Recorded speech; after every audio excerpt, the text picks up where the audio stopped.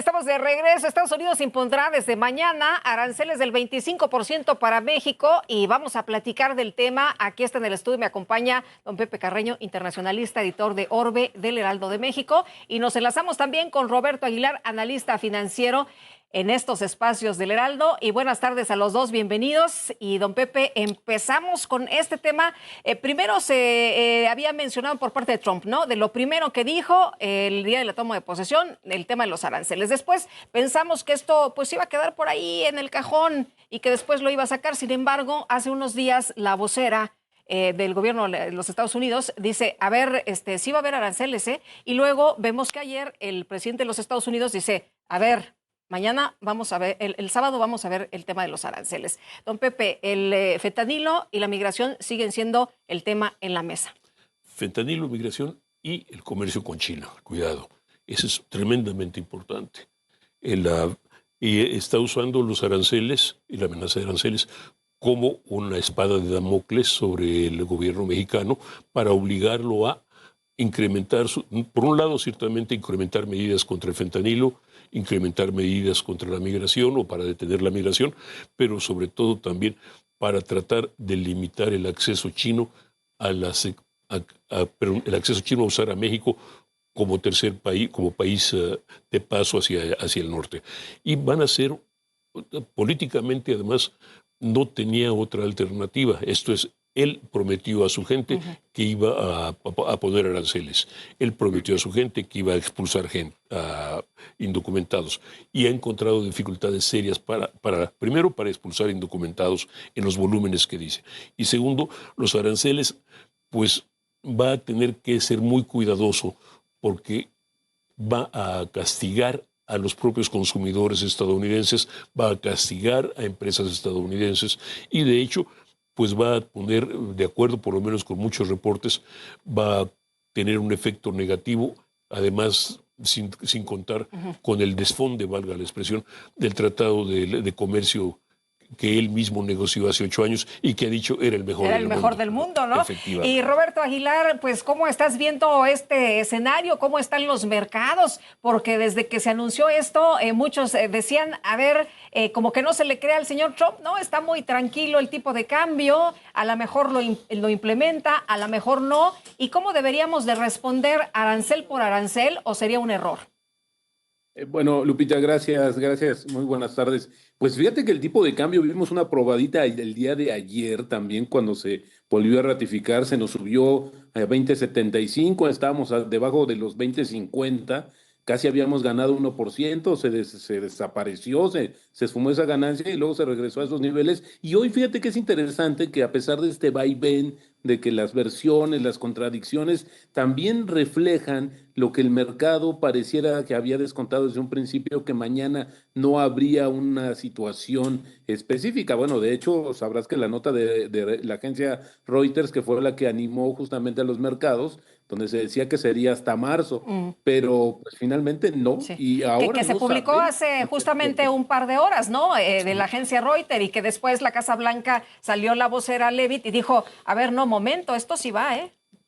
Sí, el tema es que al final también esto genera como las contradicciones de que no hay una propuesta todavía en firme y bueno, como dice don Pepe Carreño, pues sí, se está utilizando justamente esta herramienta de la amenaza de los aranceles para lograr otros objetivos. Así es que yo en lo particular sigo sosteniendo que no va a haber una decisión unánime o ya fija sobre los aranceles, porque hay mucho más en términos del daño económico que puede generar justo Estados Unidos, que es una economía que está creciendo más que la economía mexicana con esta situación. Y bueno, el tema es si respondemos de la misma manera, ya ha pasado. Es decir, no es la primera vez que nos enfrentamos a Estados Unidos en este sentido, en esos términos de los aranceles, y la verdad es que al final del día quien paga los platos rotos somos los consumidores, porque eso generaría un aumento de precios tanto en México como en Estados Unidos.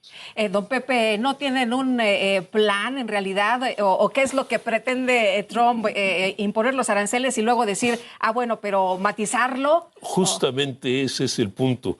Mire, No hay, estaban los planes en sí como tales, el estudio sobre el comercio México-Estados Unidos, en este caso, está apenas en desarrollo.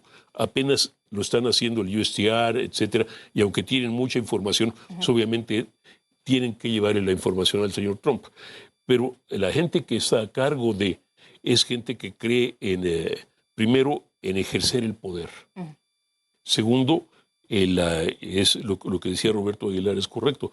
No tienen planes, por eso es el desfase hablar de marzo como momento para determinar cuáles son las tarifas y en qué. Sí. Pero no hay. Es decir, vamos, insisto, el punto es que están poniéndose una bomba de tiempo en su propia economía. Sí. Ahora, Roberto, lo que decía Marcelo Ebrard, el secretario de Economía en la mañanera, es, los más perjudicados van a ser los consumidores y no necesariamente nada más en México, también en los Estados Unidos. El tema de la fruta, el tema de la verdura, el tema de los equipos médicos, el tema de los autos, en fin, muchísimos productos.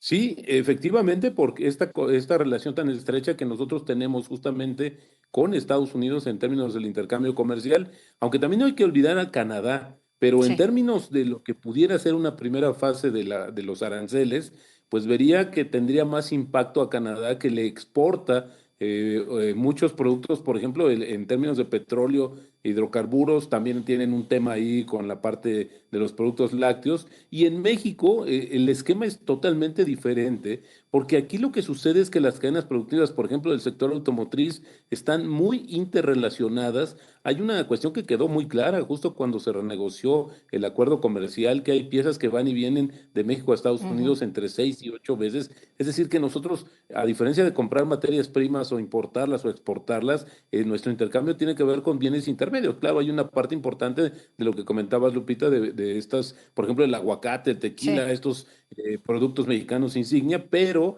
al final del día la situación no es solamente en el tema de los precios al consumidor final. Yo diría que incluso se va más allá. Sería la interrupción de las cadenas productivas de varios sectores que están muy interrelacionados entre México y Estados Unidos.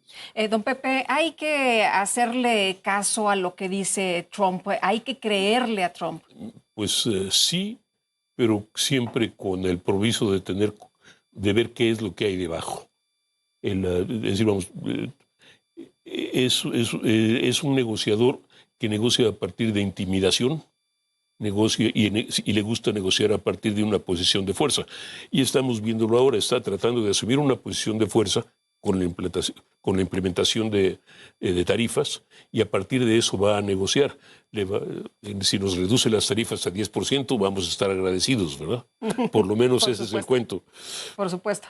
Ahora, Roberto, en el caso de que sí efectivamente se instrumente el día de mañana esto del 25%, había dicho ya la presidenta Sheinbaum esta mañana, vamos a implementar. O sea, México no está atado de brazos. México tiene un plan A, un plan B, un plan C. No conocemos detalles ni de lo que va a dar a conocer Trump, ni tampoco conocemos detalles de este plan aquí en México o de estos planes. Sí, pero en esencia lo que puede pasar, Lupita, es que justamente le respondamos de igual manera, es decir, de los productos que importamos, que vienen hacia México, que también se les cobra un arancel, y hay sectores, hay estados que también tienen una gran participación en las exportaciones que vienen hacia México, que se verían afectados. Yo insisto, ya en algún momento hemos visto un episodio, quizás hoy es más virulento por todo lo que está sucediendo, porque al finalmente Donald Trump se está peleando con todo el mundo, Sí. literal, y está su principal escudo, lo dijo en su campaña, su palabra favorita son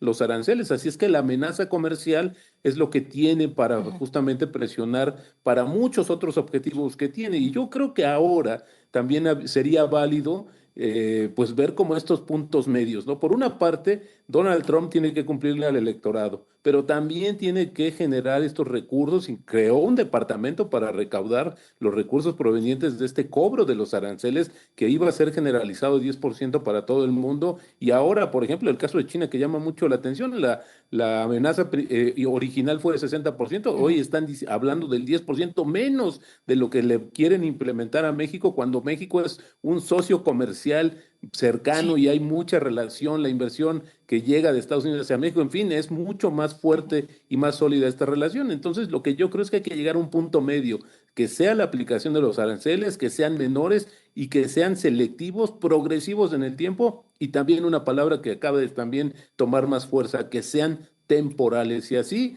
creo que las dos partes podrían llegar a un acuerdo temporal para negociar ya sobre algunas situaciones y bueno, pues que evitar que se llegue a esta situación, pero si se llegara a partir de mañana o a partir del 1 de marzo, creo que los puntos intermedios, el acuerdo entre los dos países, creo que sería una de las soluciones que podría dejar satisfechos a ambas partes. Muy bien. Roberto, muchas gracias, como siempre. Que tengas muy buena tarde.